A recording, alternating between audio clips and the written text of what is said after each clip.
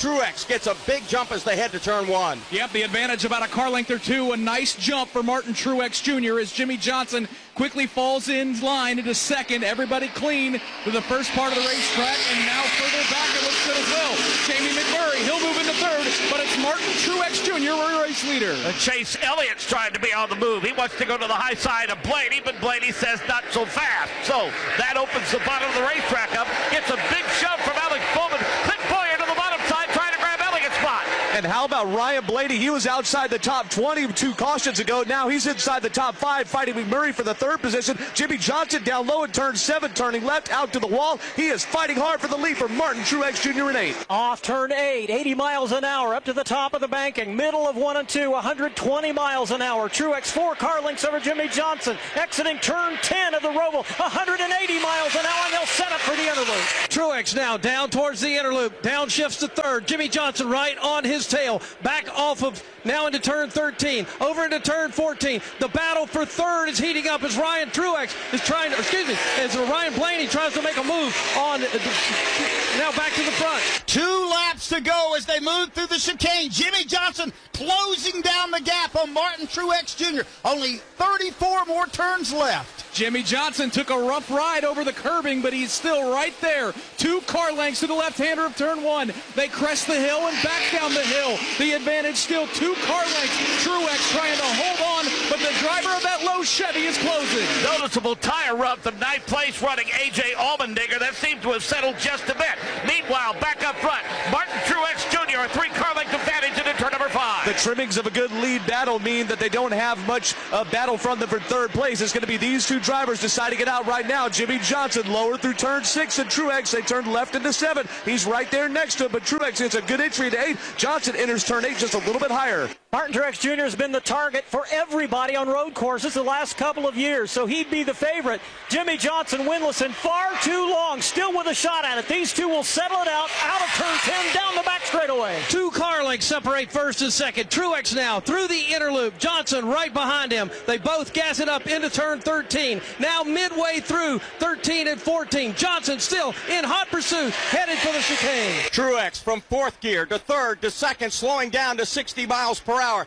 Hangs a hard right, now a left. 1 lap left in the inaugural Bank of America Roval 400. It's turned into a battle between Martin Truex Jr. and Jimmy Johnson. Truex really smooth down the front straightaway as he pulled a little bit of a gap on Jimmy Johnson here on the final lap. It's 3 car lengths to the left-hander of turn 2. Back down to the right. Still 2 car lengths, the advantage for Martin Truex Jr. Stays at 2 car lengths at the entrance to turn number 4. That's the right-hander. A wide swing off of 4. Both of them jump the curbing. They'll stay on the asphalt almost to the entrance to turn number 5. Martin Truex Jr. with the lead in the exit of turn 5. Well, I tell you what, Jimmy Johnson gets a great entry into turn number 6, and he gets lower than Truex this time, right up to the rear bumper. He's going to dive to the inside. The crowd is cheering. Jimmy Johnson right to the right rear. Make that the left rear of Truex, but Truex maintains the lead back up onto the oval. Shades of Denny Hamlin and Tony Stewart at Sonoma a couple of years ago. Jimmy Johnson trying to narrow that gap. 2 car lengths as they go to the bottom of the racetrack. In the middle of the banking, turns 9 and 10. Off 10. 1 car length lane for Martin Truex Jr. Truex down the backstretch now. He'll have to face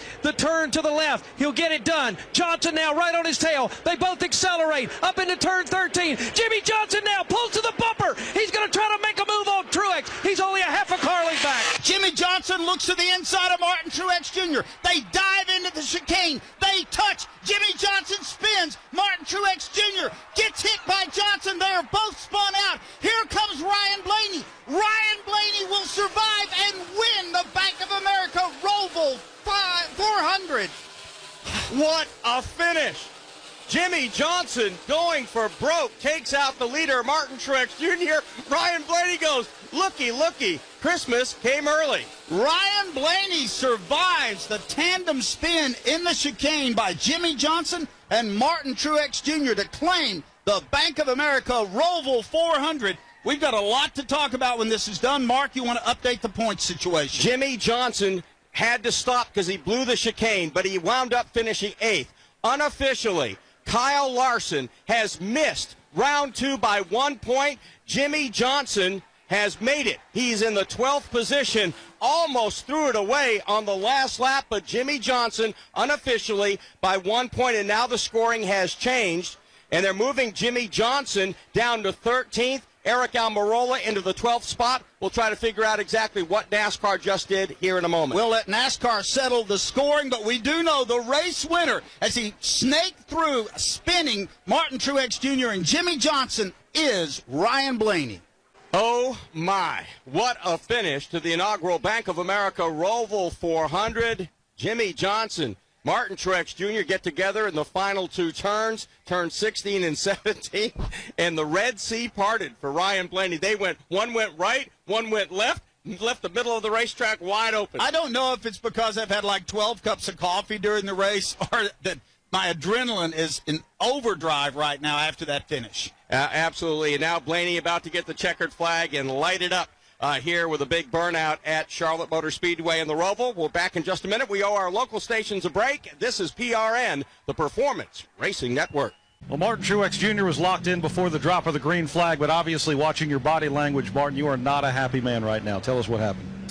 No, I mean, last corner, desperation behind us, and that's what you get. So gave him the inside lane, and, he had to run through 4. I was real tight down there. I gave him, let him have the inside going down, coming out of 4 there to the chicane.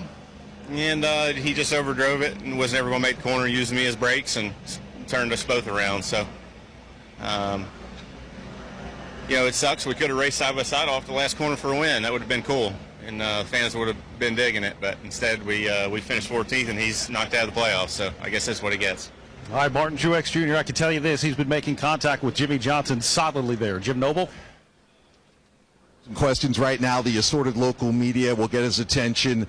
From what we understand, I don't know if the news has been broken to you, tiebreaker not in. Tell us about the last lap, your thought process, racing Martin Truex Jr. for the win. Yeah, I've been so good into that final braking zone. I really felt like I could put some pressure on him and take a shot at it. And I got out of the chicane on the back straightaway better than he did, put some pressure on him, got him loose and off the bottom, and I thought that was my chance. Unfortunately, down here through the bumps coming into that braking zone, I just locked up the rears and couldn't control my car and spun. And I didn't think that I initially got into him, but clearly I did, and spun him around and took myself out of a shot at the championship, and obviously affected their day, which I feel bad about. So I wish I wouldn't have been so focused on a race win, and I could have transferred and kept my championship hopes alive. But we had such a good car, and just one of those split-second decisions to race for the win instead of for the points, and it bit me. How clear was the scenario? I mean, things move so fast in the final laps. How clear were you on the math, or did a racer's racing genes just take over? I knew where I was on the math. I didn't think that I was going to crash or spin trying to overtake him like I did. So I thought I was making a calculated move and giving myself a chance to win, and unfortunately it didn't turn out that way. All right, that's Jimmy Johnson facing all the questions here. He went for the win. It didn't pay off.